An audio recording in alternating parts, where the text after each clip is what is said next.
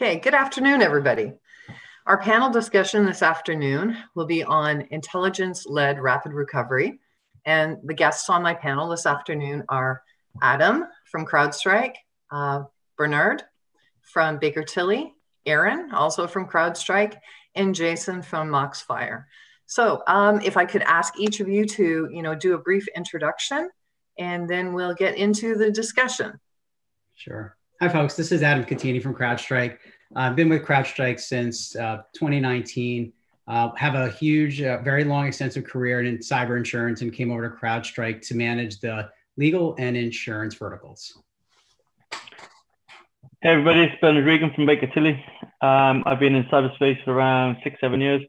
Worked for a forensic accountancy firm, all services accounting firm as well. Background digital forensics and investigations, and reviewing costs, and excited to be on this panel today. Hey everyone, it's Jason Rebholz from MOXFIVE. My background is in incident response, really born and raised in it. Spent better part of a decade doing forensics and now focused on business recovery and helping organizations get back up and running following ransomware incidents.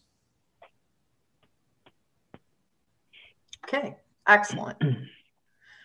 So our discussion this afternoon is on recovery and the importance of incident response, and which has seen a major increase in expense due to all of the complexities involved with infrastructures and systems, the impacts on the business, and the shifts in how threat actors are attacking our systems, compromising them, as well as the techniques and the motives. So Adam, what do you see as the largest challenge that we have today? So the threat actors, because of their sophistication and the way they've identified systems through a concept called big game hunting, which is identifying their target and really getting into those systems, figuring out what the assets are, and then developing a plan to create a harm of some sort. That particular type of motivation and threat actor experience is really causing difficulty with not only the fact that there's tremendous amount of frequency in the incident response world, but also the recovery component of the business. So today we're going to talk a lot about the recovery component. It's a priority that in the past, a lot of folks never really put in the same category as incident response, or basically root cause analysis. But today we want to highlight to you that recovery is a major problem, heavily laden with costs, and needs a better eye toward efficiency and a visibility on what the problem is at the onset, so that we can establish at the start of an engagement a more efficient and optimal end result, which is really probably the biggest issue in the recovery space today. Well, I think that really, if you think about it, anybody who's done any type of incident response, maybe not of late, but if you look over the years, you're always looking at the containment portion. And really the recovery is the last thing you're thinking about. You're trying to figure out how to stop things. And it's the same thing when you look at business continuity and disaster recovery. It's getting it to the new site, getting things up and running. But how do you actually get back to operating efficiently? And putting that as a priority is so important. So today, we have our other two presenters. We have with us from MOXFIVE, Jason, who has actually put an eye on visibility, and Bernard actually has put an eye on the expenses. So from the perspective of prioritization, and Jason, this is probably one you should take, is the visibility from the onset with the containment tool is really important. Yeah, when we go into a situation and we need to get somebody back up and running as quickly as possible, there's really two key components that we're looking for. Is what do you have in the environment? What's the priority that we need to get them back up and running? Because one server does not equal another one in terms of the significance to the environment. And then as we're going through and prioritizing and beginning to get systems restored, we need air cover, right? Because the last thing that we want to do is start restoring systems and be in a position where they're getting reinfected or that the attacker is still moving around. And so that visibility component is critically important, because that is our eyes and ears on what's happening in other areas of the environment, so that we know that as we go and start restoring these systems, that it's going to be protected and that we're not going to see a reinfection, because the last thing that we want to do is go back to square one and have to restart everything again because of something that was missed. And we're talking even down to a single system in a rampant office location. Going back to my forensics days, I've seen it way too many times happen where an attacker's been able to get back into the environment because there's been a random office somewhere in the world that had a single computer that was infected and nobody knew about it. And so that visibility as part of the business recovery process is absolutely critical to make sure that we're increasing the chances of success, that we can get somebody back up and running as quickly as possible in the most efficient manner. Question for you. Do you think we sometimes try to go too quickly when we're bringing things back up? Yeah, absolutely. There's a gut shot reaction that most people have where the second a disaster strikes, they need to act, right? And so I always think of a Navy SEAL motto that they say, slow is steady and steady is fast, right? And it's really something that we try to internalize, because you might take 24 to 48 hours to get things organized and prepared and everybody operating in the same direction. But that preparation time is critical. Those first 48 hours of a recovery, you need to make some pretty important decisions, and you don't have to get them all right. But if you get enough wrong, you're down a very bad path that you can't get back from, right? And so we really want to take the time to slow down at the start, get things organized, make sure that the team is operating in the right direction. Basically, we set a North Star on this is what we need to do. This is our priority list. And then we go and execute. So it's very much like a freight train where it's going to take a little bit of time for it to get going. But once it has that momentum, you're not going to stop it. It's going to get through and it's going to get to its destination, which in this case is the company getting operational and resuming to some sort of normalcy for their business operations. So I guess at that point, you also you need a really strong CERT manager in place, somebody who can manage through this, as well as effectively be able to communicate to senior management and kind of bridge the gap to say, yes, we're going slower to go faster, but we need to do the work right now, right? Exactly. And that's the role that MOXFIVE plays in these, is we serve as a technical advisor during these engagements, because that is the piece that is often missing. You either get a person who is in the business, C-level suite, that thinks they're gonna manage the process, but they don't have the technical expertise to guide it, or you have somebody who's hardcore technical and can't translate the status to the business leaders, and so you just you find yourself in this limbo stage where nobody quite knows what's going on, and there's nobody that is really leading the overall efforts, and that is where you find yourself in a position where costs increase, delays happen, and it's just bad news all around. Yeah. And Bernard?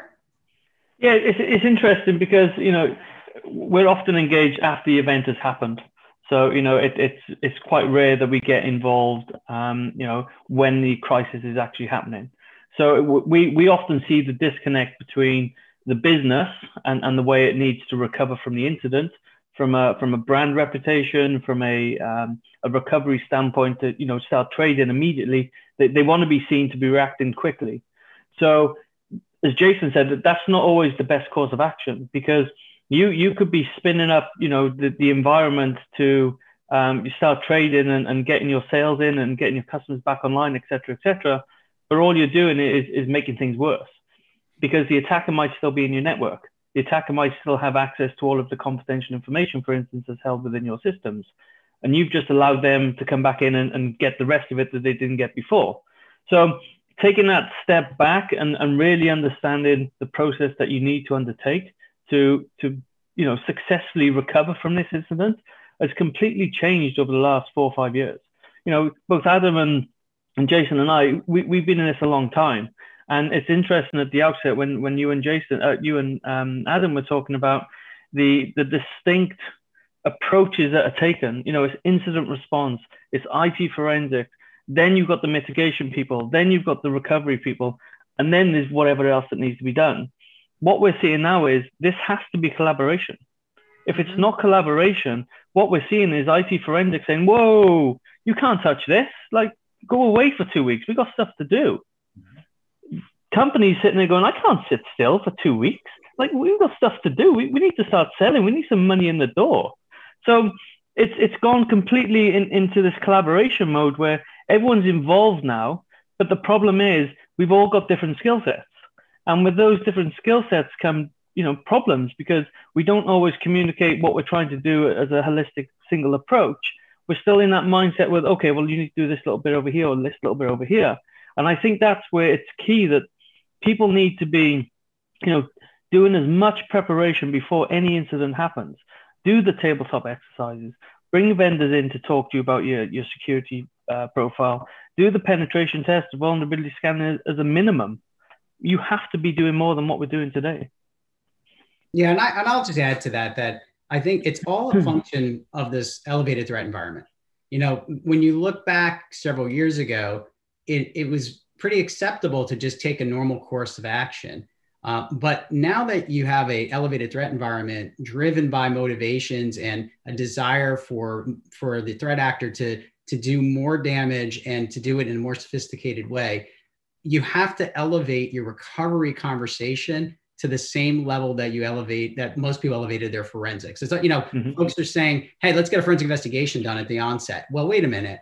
How about we put them in parallel and we prioritize them both? And to Bernard's point, the coordination, and to Jason's point about having a technical manager involved, that's what actually drives a very smart intelligence-led rapid recovery process, which actually sits and does its own work stream or performs its own work stream. At the same time, you can perform the other work stream of forensic investigations. Get your business back up and running, and take a rear view window look at your problem that you had.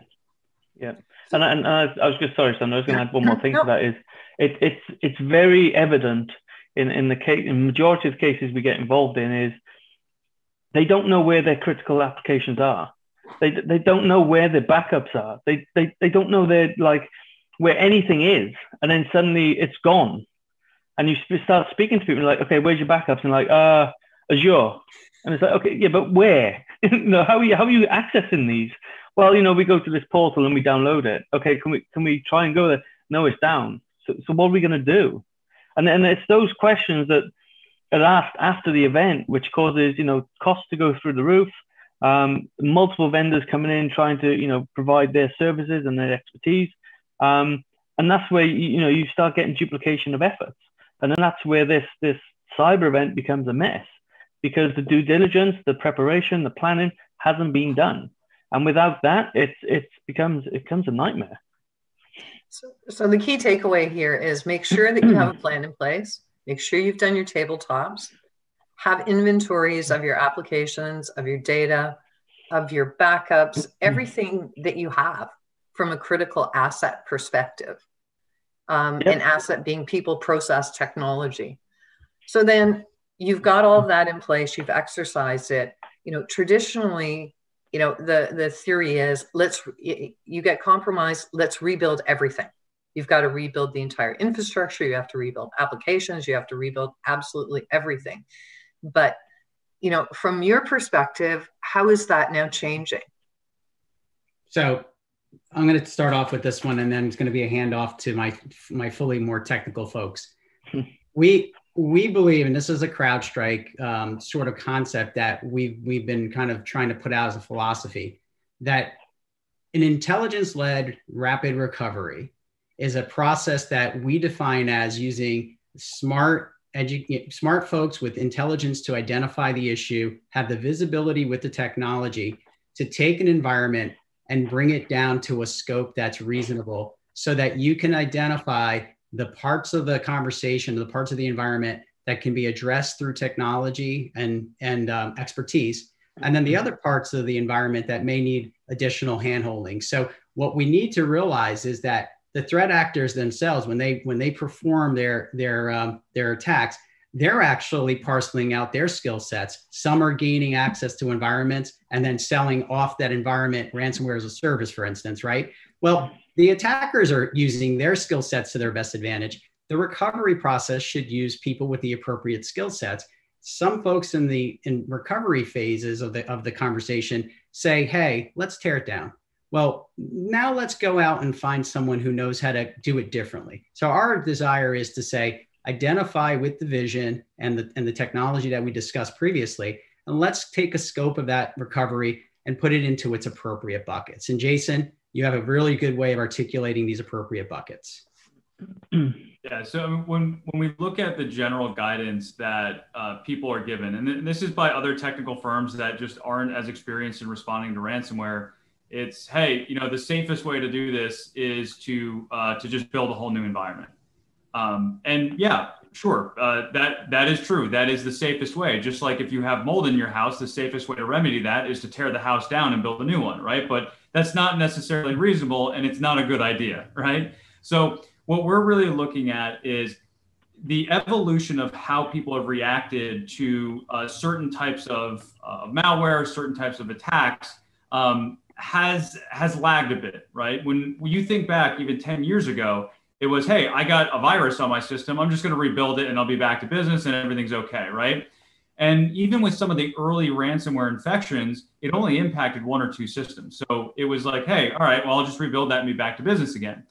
The real change here, and this is what's really lagged behind, is ransomware over the last 2 to 4 years. It really started around 2016 with a group called SamSam. It started attacking the enterprise. And when we say that, they are specifically targeting all of the servers and as many workstations as they possibly can. And so you lose out on that scale. That mindset of just rebuild everything does not apply. And frankly, it's not necessary. And so really what we're looking to do is try to reduce the scope of the universe for the recovery efforts. So instead of having to rebuild thousands and thousands of systems, how do we minimize that down while creating a safety net for ourselves using technology like Falcon to get us in a position where we can build the confidence that the environment is safe and it's secure and it's okay to start rebuilding. And so that's really what that new wave is about. Like, we have to step outside of these traditional response mechanisms and everything. Forensics has already leaped ahead, but the recovery has lagged because it hasn't needed to evolve until now because the attacks have evolved. So then, from a traditional perspective, it's rebuild. How do you convince people that this is the way that you should be doing it? Well, we have to look at costs. I will say that the number one driver of this conversation is going to be costs and outcomes. So when you look at the, say there's thousands and scalable environments with tens of thousands of rebuild requirements, right? You start to really get into a scenario where the actual performance of the Intel-led recovery is significantly less expensive. And the outcome at the end of the day leads to a better customer experience. So for cost conversations, we usually look to Bernard to kind of give us a little bit more of a wraparound. So Bernard, what do you see when you rebuild versus when you sort of take a more surgical approach to a recovery? Yeah, and it's definitely a hot topic right now because, especially in the insurance market where, we all work quite a lot, is the traditional approach worked, as Jason said, a while ago. There's still a disconnect between, from an insurance perspective, looking at those costs around, okay, well, I'm used to seeing these rebuild costs. I'm used to seeing them going on for a number of months. And then suddenly, people like CrowdStrike and their Falcon product, oh, well, what's this big investment of like hundreds of thousands of dollars on enterprise or small amounts depending on size? What is this? What does this do? And there's more scrutiny on that now rather than what used to be the rebuild piece. And it's the education that goes along with that. As Jason said, the IT forensics have gone on leaps and bounds. The restoration piece, if you try and do something different, as vendors are doing at the moment, people don't know what they're doing. So it's that situation where you're almost scared to accept and approve these costs from an insurance perspective because you're like, well, where does this fit? Because it's not incident response per se. It's not, remediation. It's not restoration. So where does it go? And I'm like, it's all of it. Like it's saving costs in every single one of those buckets. So we have to be evolving into using technology to help us pinpoint where the infections are, what you can salvage from a recovery standpoint, which doesn't need to be rebuilt, use this technology, go and get the pinpoint exactly where the infection is, remove it, we're good. As we all know on this call, you're not 100% protected all of the time. There's 0-day attacks, right? They're coming out every single day. We don't know what they are yet. There's groups in this world who are developing the next threat. We have no idea what it is yet. So, you know, that misnomer is something that we all need to move away from. And rebuilding doesn't solve that, unfortunately. So when you use those techniques and go to the restoration and you say, okay, well, let's move this piece, and then we can leave those 10,000 computers alone. We don't have to rebuild them. Then suddenly you start seeing the cost reduce. And that's smart. It's not anything other than, okay, well, we've evolved. We know how to handle these better. The cost side of things, yes, it's always good to reduce the cost as much as you can. But we also know that if an SAP system, an Oracle system has gone down and been completely wiped out, we know they're going to have to be rebuilt. We're expecting to see that cost. But don't start spending the cost on stuff you don't need to do. And certainly don't start listening to vendors who have a mantra of, you have to rebuild before we help you. You have to get to the next, certified, updated piece of software before you can attach back to us and do some work. That's ludicrous. Like, in this day and age, you don't need that anymore. We can demonstrate we're secure in so many different ways.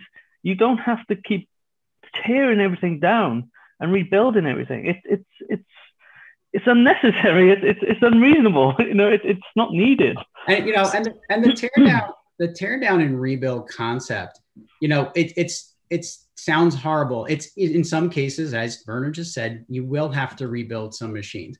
But to take a broad scale teardown and rebuild approach is not the way the current environment should be addressed, because that's not the way the threat environment has evolved, and that's important. But it's even a soft cost conversation. It's a hard cost conversation from a comparative. You can look at some of the Intel-led conversations that we can bring to light in terms of case study to show that not only is it smart because it saves you the costs of the rebuild and the reimaging and the ancillary hard costs associated with that, but there's also the IT strain, the employee productivity concerns. And then for me, what's even more important is the customer's satisfaction at the end of it. We know when you talk to Jason's in charge of a full-blown recovery process. Where the Intel-led component comes into play is Jason's team comes in and assesses the entirety of the IT recovery, and then makes these decisions based on his vision, what he sees from the tools that are in place, and identifies the environment that has to be culled down to rebuild versus use Intel-led. He knows exactly where that cost element rests and can show a client, if you do it this way. Now, Jason will tell you, he can go and recommend a complete teardown and rebuild. Am I right, Jason?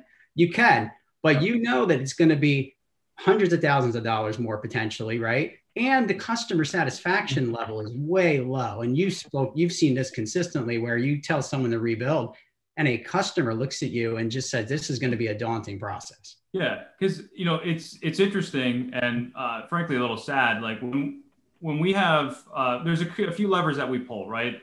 First one is definitely the cost, and the second one is time, right? And a lot of times what we find is that when we try to pull the lever cost by itself, the first response is, well, I have insurance, so just do what you need to do. And that is not the right answer, right? But by any means, not the correct answer. It's what we're looking at is how can we get you back up and running as quickly as possible? And almost never is the right answer, rebuild your environment, because we're talking months and months and months, right? So what we try to really highlight is, listen, you can rebuild part of the environment, but what we're trying to do is narrow that scope down to the minimum amount possible, because the more rebuilding that you're doing, the longer this is going to take. So, what's important here? We would venture to say that it's getting your company back up and running. When you're talking to any C-level exec, their focus is, how do we get us back up and operational? I need to get my people to work. I've got things that I need to be shipped out. I've got orders that need to be fulfilled. What do we need to do to make that happen? And so we talk through it because this is a business decision at the end of the day. You know, there are certainly clients that they don't listen to our advice and they want to go down a different path. And, you know, we educate and set the appropriate expectations that if this is what your choice is, we're advising against this, and this is why. But if you wanted to go down this path, you're looking at, you know, a cost incremental of hundreds of thousands of dollars, sometimes easily into the millions, depending how far they want to take this. And you're also looking at, you know, a recovery time of months, not weeks, months. And so when you go through that exercise and really educate on what the real impact of using such a legacy type of approach that really isn't necessary in 95% of the situations, it becomes a little bit of a different story then. And there's a little bit more understanding that, hey, there's more to this than just the nuclear switch saying we got to go all the way to the extreme and rebuild everything from scratch. I also do want to make note, though, Jason, it's important that for folks that might be listening to this concept for the first time, the technology to do this is really reasonably 4-year-old technology. Mm-hmm. And the implementation within more of a normal business operation is reasonably new. We're talking within the last year and a half. So if folks are listening to this call saying, where on earth is this coming from? I've never heard this before. It's impossible that this could happen. You know, what you have to do is actually look at how we're performing the actual intelligence-led recovery. And that has to do with next gen endpoint products, which, you know, in our world in CrowdStrike, that's what we specialize in. And so what we're putting forth is the notion that you can use your next gen, if you have the capability, you can use your next gen solutions to perform the real-time recovery, which is the technology that goes into scripting and getting these type of malwares removed and persistence removed, and also allowing you to contain these environments in a very confident way. That is important to stress as well. So maybe if you could give us a quick scenario how that would work. So for everyone to understand how that intelligence-led recovery would actually work. What are the tools? How does it actually function? It's a great question. So we did not plan for that question. I love that question, by the way. Well, that's one that I would ask is, so how are you going to do this? And it's a great question. So basically what we've been speaking about is initially creating an environment where you have visibility. Okay. And so in practicality, the way we typically work in these scenarios is very, very much alongside our recovery firm. So Jason's firm is a IT recovery firm specializing in these type of events, right? Sometimes a CrowdStrike entity is brought in. Bernard sees it because Bernard sees it from the other side. You tend to see it after the bills have been submitted. Mm-hmm. Bernard's looking at invoices and going, I don't know why they rebuilt those, right? Especially given that he has a scenario set in front of him. So a typical scenario is a ransomware situation. Let's take a very reasonable environment. 1,000 machines have in the environment, and a certain maybe 50% of them, 500 machines, have experienced a ransomware. Okay. One of the firms are being called in, whether it be a firm like CrowdStrike who does incident response, or Jason's firm has been called in to handle the recovery. And there's an eye on the environment. And you look at the environment, you start to assess it. Jason, I'm going to have you take it over here, and then we'll get back into the technology. But what do you do at that point, Jason, when you're looking at 1,000 endpoint environment? What have you seen? Yeah, so our first step is really to evaluate what are our recovery options. So we're assessing the viability of backups from normally a server perspective to understand what do we have available to us that we can get that back up and running. And we're really trying to dig into getting a decision on, do we have a viable backup approach that does not result in having to pay a ransom to get a decryption utility? That, if we can do that, that's a win, right? And so we're really looking at how we can do that and get them operational from a server standpoint first. The way that we can try to work through this, and especially if they do have viable backups, you still have the component of other malware that's spread throughout the environment. And that's where we're looking from a technology intelligence-led approach here on how can we remove the malware to address the concerns of having a safe environment and ensuring that it's clean after everyone leaves, right? And so that's where we're really looking at getting the air cover, right? We need to remove this malware so that the attacker can't continue to operate in the environment, that there's no risk of reinfection to these systems. And that's where we're leveraging something like ERS to get in there, clean these systems, and reduce that scope, right? Because if we're going and walking into an environment of 1,000 workstations and servers that were impacted during a ransomware incident, I don't want to have to rebuild 1,000 systems, because that would be crazy, right? If we're looking at it, maybe only a portion of these systems were actually encrypted. So maybe we can just go and say, okay, we're going to validate that these other systems are clean. And that's where something like ERS is going to come in and give us that intel on how we need to be approaching this. And they're going to say, yep, we're cleaned it. Those systems are good to go. So right off the bat, we can go from a universe of 1,000 systems and get that down to maybe 100 systems, maybe even less. And so now we're working with something that's much more manageable, and we're bringing in the right pieces to get the other systems that absolutely need to be rebuilt, where they can't boot anymore, right? Something like that. And we're really trying to navigate this to try to minimize the additional purchases, right? Because everybody, and Bernard, I want you to comment on this. Everybody thinks you need to go get more hardware to recover, and that's just not the case, right? So we're taking this and saying, hey, CrowdStrike team, tell us what the scope of the impact is, reduce this down to something that's more manageable for us so that we can attack that head on, and then we can really guide the client through, do you really need hardware to recover here? The answer is usually no, but Bernard, what are you typically seeing there? Yeah, again, nail on the head. It's one of the misnomers that has been around for a while is, you need new hardware. You need the new PCs, you need the new storage arrays, you need the new servers, you need the new firewalls, you don't, just stop it. Just stop spending money for the sake of spending money. If you are a company that hasn't invested in security for the last 5-10 years, yes, you will have to buy hardware, because the firewalls you have, they're not next generation. They're not even like last generation. They're 3-4 generations ago. So they're not going to prevent you from the type of attacks that are out today. That isn't an insurable cost. That's a business decision that you took many years ago not to invest in it. Just because you have an event doesn't mean the insurance company has to pick up those costs. You have to protect your own environment as if you were a prudent uninsured, right? So when we see all these hardware costs, we're like, why did you do that? Why did you go and spend X amount of millions of dollars on replenishing your 5,000 PCs? Well, they were all, 10-year plus old.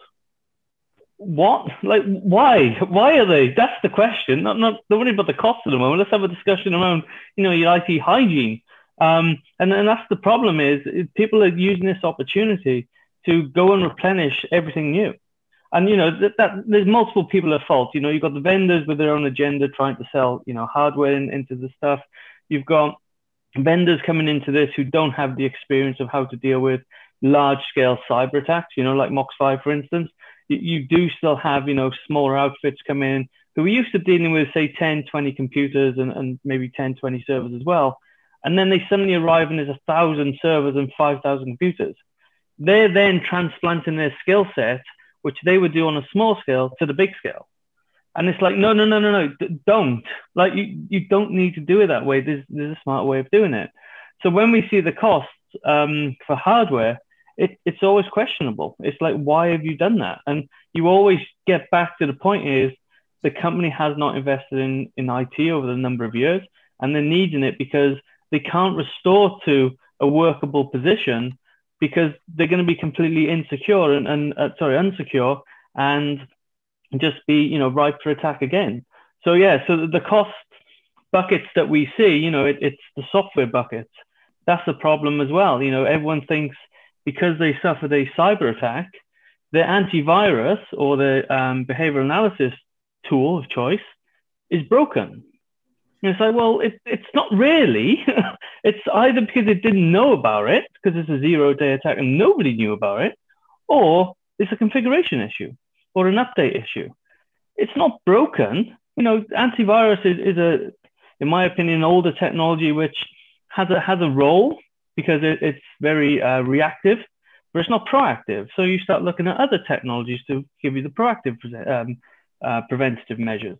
So it's that kind of balance where the costs that are being incurred for the restoration piece, they're not always needed. And when someone like me or one of my team comes along and review these costs, it's a difficult discussion because you've got people who don't understand technology. You've got people who haven't invested in technology. Their idea of a technology environment is still, you know, a Cat5 cabling network with, you know, a small little server room down in some office somewhere. And you're like, no, like this is not today. So you've got that knowledge gap you have to try and sort of fill in the space of a couple of hours, and sort of educate them. But like me, I'm brought in maybe 3-4 months after the event sometimes. Those costs have gone. They've been incurred. They've paid the money out the door. They want their money back from the insurance company. And I think that's where the disconnect comes, because the education, as I said multiple times on this call, it's just not there. So when these costs are coming through and Jason's like, hey, you don't need this, and then they make a business decision to go and do it anyway, I then see that cost and I'm like, well, I know Jason would have said, you don't need to do that. So then you're in this sort of adversarial position where you're looking at these costs going, I don't really think these are covered. They're banging on my door going, give me all my money. And then I got the insurers going, what do you think? So you're stuck in this quandary of you know, position where you're in the middle going, well, no, yes, hang on, everyone just go away a minute, let me think. Yeah. So it's that position where, you know, we have to evolve, you know, and that's where we point to these two. So we all have to evolve. We all have to get better at the education process, understanding about, you know, the infrastructure, the components that need to be rebuilt, really, you know, do a risk assessment, you know, first slow down, understand what's happened in the environment, then basically look at what are the risks within that environment, address those. But then as you're going through that whole recovery process, you know, from a management perspective, how do you get comfort that the rest of the entire infrastructure is not going to, you know, be pooched at the same time? That's really where we're relying on the technology that we're bringing in with us, right? Because there are no guarantees in anything we do, right? And even if it weren't ransomware, it's the same thing if you're dealing with any type of malware, right? Ransomware just has a larger collateral damage tied to it. And so what we often find is that question comes up all the time, and you know, we have to respond and say, listen, there are no certainties here. What we're trying to do is create enough of a safety net and get enough air cover using the technology that's coming in here, like Falcon, to give us that warm and fuzzy that you're covered. Not only is it going to stop attacks from happening, but we've got some insight from the forensics component where they're doing continuous monitoring and analysis of the environment to see what's happening. So even if you leave the back door open, it might be okay because you have the rest of the environment in a safe position, right? I always talk about the blast radius, right? After a ransomware incident, we're never going to completely remove the risk of another explosion in the environment, but we can minimize what that blast radius is. So instead of it being the entire environment, maybe we can contain it down to 5 systems, 10 systems, 20 instead of 15,000, right? And so it's really about managing the risk. You're never going to completely eliminate it, but how do we reduce that risk to something that is tolerable, that the business can continue to operate and continue with the recovery operations? But that's really where, you know, the intelligence-led recovery comes in, is because you're not only reducing the scope, but you're also getting the added benefit of additional security to support you throughout the recovery efforts. And something that's we haven't really done a good job explaining today in this call is part of the intelligence-led recovery is trying to avoid the reinfection. So keeping those smart people watching the systems and allowing those because intelligence-led recovery is a hands-on approach. You're using that technology to immediately kick out that adversary, because you have had an adversary in your environment. Those adversaries talk to one another, sometimes try to come back in and reinfect. If you set up a contained environment, you're kind of confident that contained environment's okay, but have you actually found the other inventory that's offline? Did something pop up that was not actually protected, like a laptop that had been offline that had been infected by TrickBot or Emotet? Then all of a sudden it sets off another mass infection. Another interesting challenge of the rebuild conversation is that you can try to rebuild and the suggestion of saying, hey, I'm more certain about my rebuild, but I forgot an inventory asset over here that has a malware on it. that as soon as I did the rebuild and burned, spent a lot of money on a rebuild, right? How many times have you seen a rebuild spend and then someone fired up a laptop and brought it down again? Exactly. And it's one thing we haven't mentioned, and I'll get shot in when I go back to my day job for this, is the business interruption element. You know, we have to be thinking about the business and the risk mitigation, the risk identification. It's not just technology. We forget that there's a company above and operating on this technology. And the risk is not just, what if this server goes down? What if this switch goes down? What if? It's like, what happens to our company? What happens to our revenue streams? What happens if this happens? You know, and to Adam's point, the reinfection is the biggest fear on every insured's lips, because they're like, we can't go through this again. Like we've just been through hell and back, and to go through this again, it'll finish us.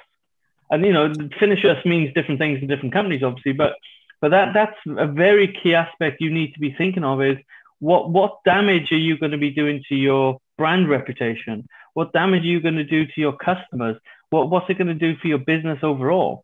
And unfortunately, the way that people make decisions, and whether it's the right one or the wrong one, depends on the situation, because no two attacks are, you know, identical from a technology infrastructure setup, will determine how you survive as a company.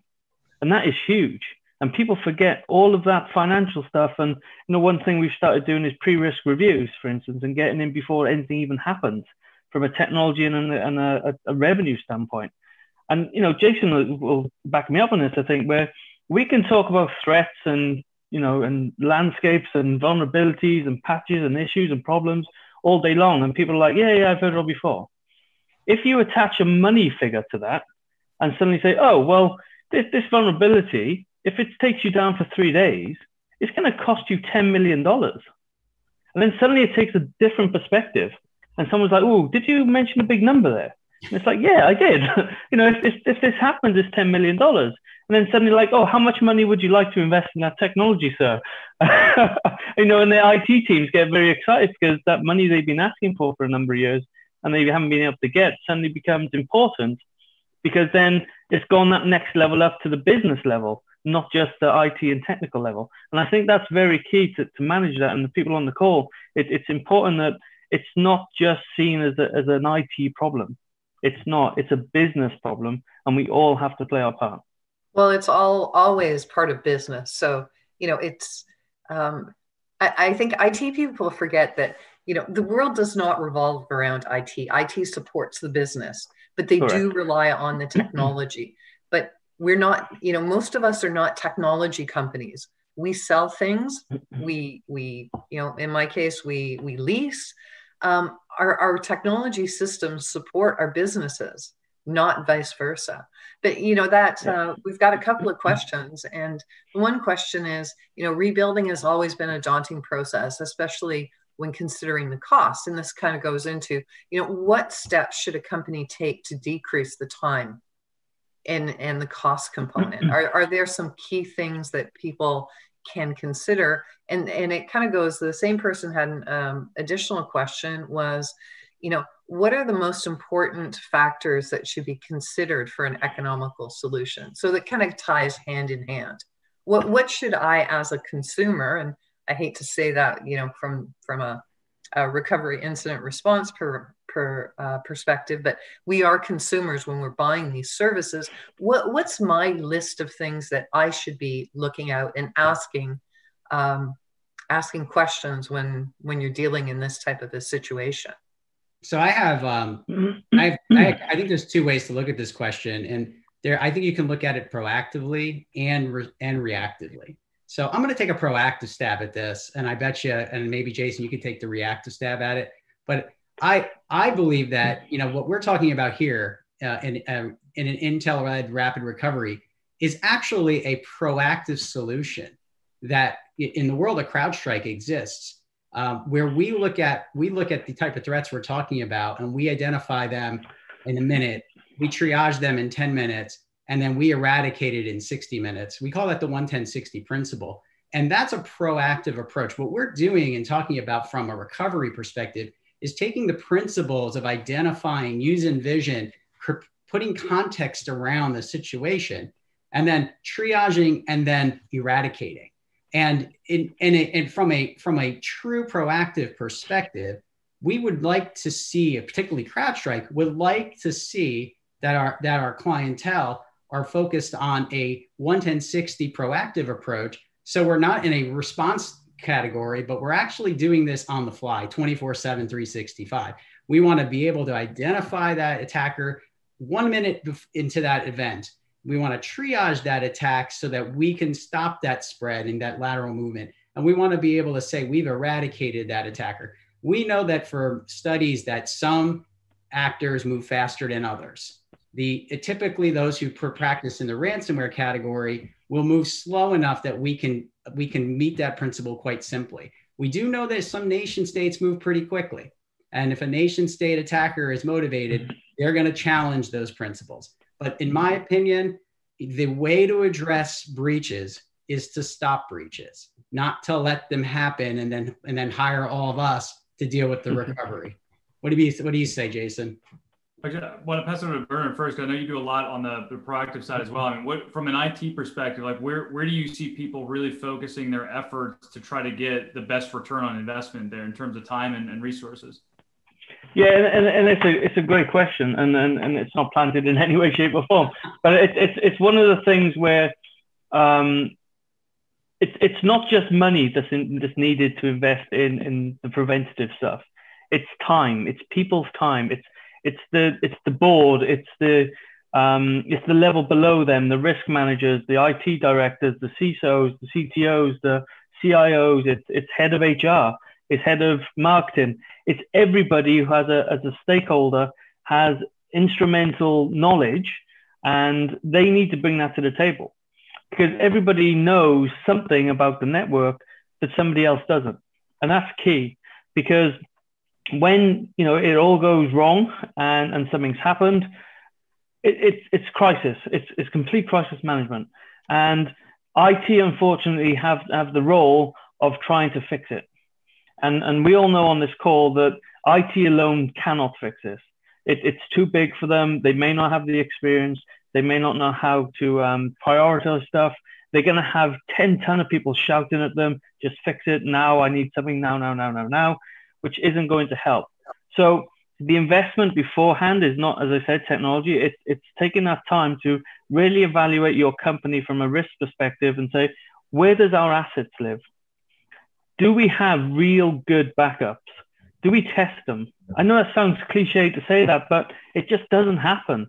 Like the amount of cases both Jason and I have worked on where backups are just gone because they're in an environment where the attackers are going in and purposely finding them and taking them out because they want their ransom money. It's not by chance anymore. It's not, oh, well, there's a USB, which was my backup solution hanging off this server. They going in, spending time hunting them out, taking them out, and then deploying it. So, you're in that position. So where I see the value, where you need to be taking the time and effort is before.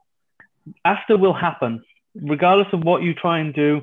If you've done no preparation, it's going to happen. Be prepared. Take that time, create a cyber response plan, take that effort to test it, make sure the right people are on there, make sure that you've spoken to your insurance company, make sure you know your panel members, take any kind of free advice you can get, do all of that good stuff, because that reaps rewards later on. And Jason, I'm sure you've got some, comment on that as well.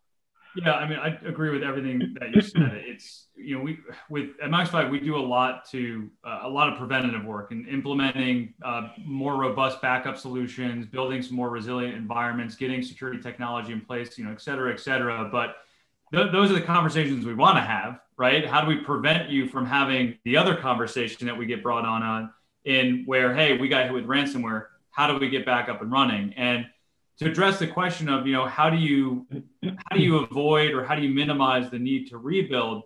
It's really looking at everything that we were just talking about to see what is available to us, right? How can we go and minimize the scope of the universe here down to something that is more sustainable and is going to be getting done in a matter of hopefully days, maybe hours, depending on how well you prepared.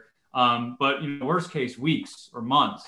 And so we start with just getting in there and looking at what are the systems you have. We're going to prioritize these. We're going to rank all of your systems from your mission critical ones to what's running the infrastructure, down to your business critical ones that are your core applications, down to the ones that, there's some data on there that we need.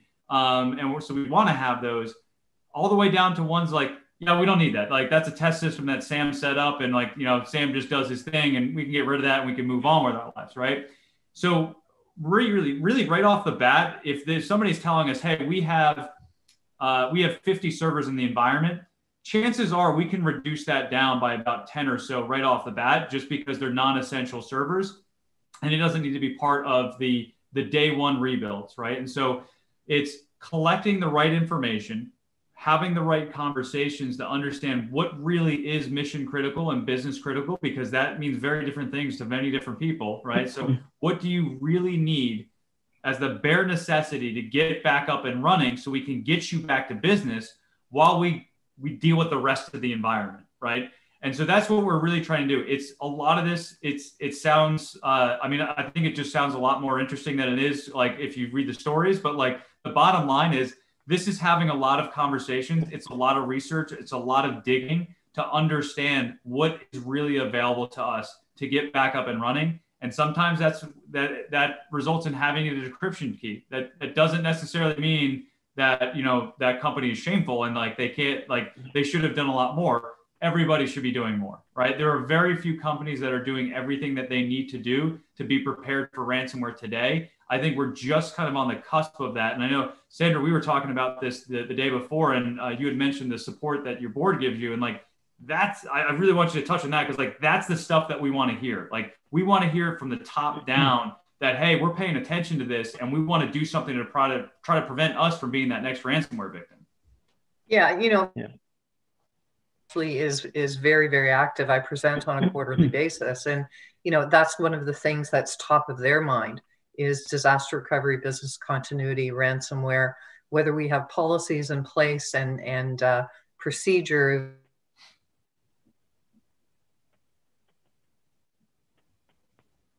So it's, I'm very fortunate that I work in an environment where there is governance. And I think my internet's unstable at this point, but governance is important. Security is important from a complete organizational level, top down.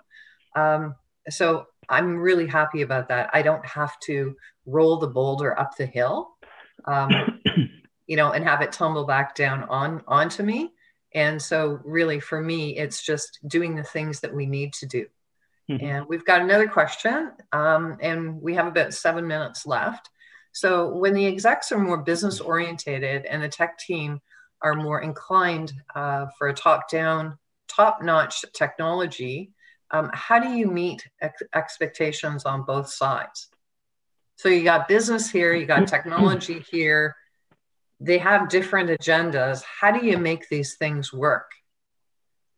It starts with understanding what the different agendas are, right?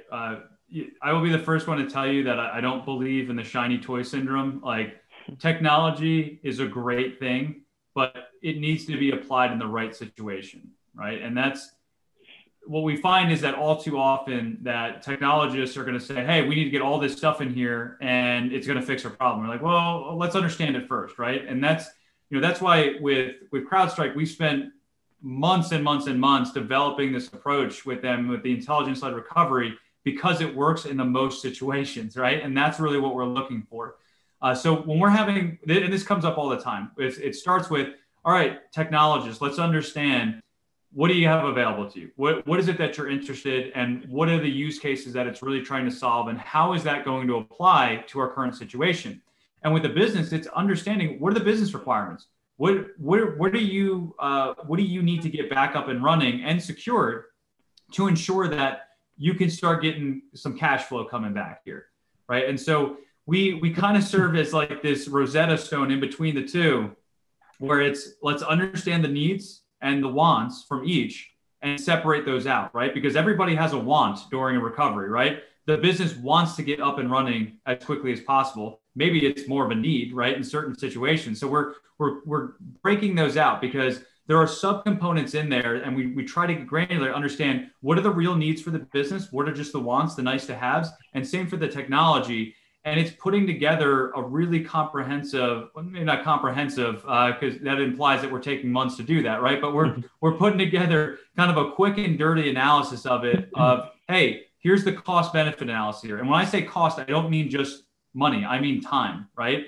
What are the trade-offs here? You know, we have the technologist saying that this is the solution that's going to get us what we need to get back up and running. And we're taking that to the business teams and saying, hey, this has legs. You know, this is something that if you do this, we can hit 5 out of 7 of the wants and needs that you have, and we can potentially increase or reduce the recovery time by 2 days, right? And so we go back and forth with that to really understand what is the most efficient approach possible that is going to balance the wants and the needs of both. And the bottom line is not everybody's going to win every single time, right? Sometimes the technologists are going to win, and sometimes the business is going to win, because we are just there to really facilitate the right answer, not the answer that somebody just wants to hear because they're more invested in it. Yeah. And well, I think the best way to take is, you know, a business risk management approach to it, and understand, looking at the appetite of the risk appetite of the organization, ensuring that you're covering off your most critical assets, understanding where they are, securing them, making sure you have the incident response plans in place, disaster recovery, business continuity, all of those things, and they're exercised on a regular basis. We've got 3 minutes, so maybe each of you can have a closing statement for us. Yeah, I'll start it off, guys. So, Adam. Well, here's what I think is, there is no doubt that this approach that we've spoken about today allows you to eradicate the threat actor, save time and effort, and bring a better resolution to the customer, especially when you put a good eye on the beginning of the events, and you can actually put context, vision, and put confidence into the equation. The question that was asked previously that Jason answered is a great reason why there's insurance in the world to provide these types of third parties to give you a good resolution. And for those who either you purchase or don't purchase insurance, because insurance being important in this environment, you really do need to look to the experts. Those folks who try to take this endeavor on internally, try to use older methodologies, will find themselves facing an uphill battle. And at the end of the day, when you look at the cost expenditure and the outcome, there is no doubt that this recovery conversation is evolving. And we believe we're putting our thumb right on the appropriate solution, which is that intelligence-led recovery that we've discussed today. And Bernard? Yeah, all of that is spot on. What I was going to say was security is a behavior. I think it needs to, and that can definitely bridge the question that was just asked between, the board and IT. Get to know your IT. They're the most important people in their crisis management. They're the ones who are going to be the gateway to understanding what's going on. Take the time and effort, do tabletops, do as much pre-risk as you can, understand where your critical assets are and protect them. Don't just spend money for the sake of it. Don't spend and invest on, everything. You'll run out of money. Just look at what you have, protect what you have, and you'll be in a good position. Okay, Jason? It's hopefully you never find yourself in a situation where you are a victim of ransomware, but if you are, it's really repeating that mantra of slow is steady and steady is fast. Take the time to really think about it, understand what you have available at your disposal for responding, and bring in the right teams who have the expertise. Ransomware recovery is not something for generalists. You really need a team of people who do this day in and day out, and can interface with the right people and bring the right technology solutions to bear to ensure that you're doing this in the most efficient manner, balancing the safety and security of the environment in tandem. Okay. Well, I wanted to thank all of you today for participating in the discussion, for the rapid-led recovery, and hopefully none of us have to use it, knock wood. All right. Thank you, gentlemen. Thank you so much. Thanks. Okay. Thanks, everybody.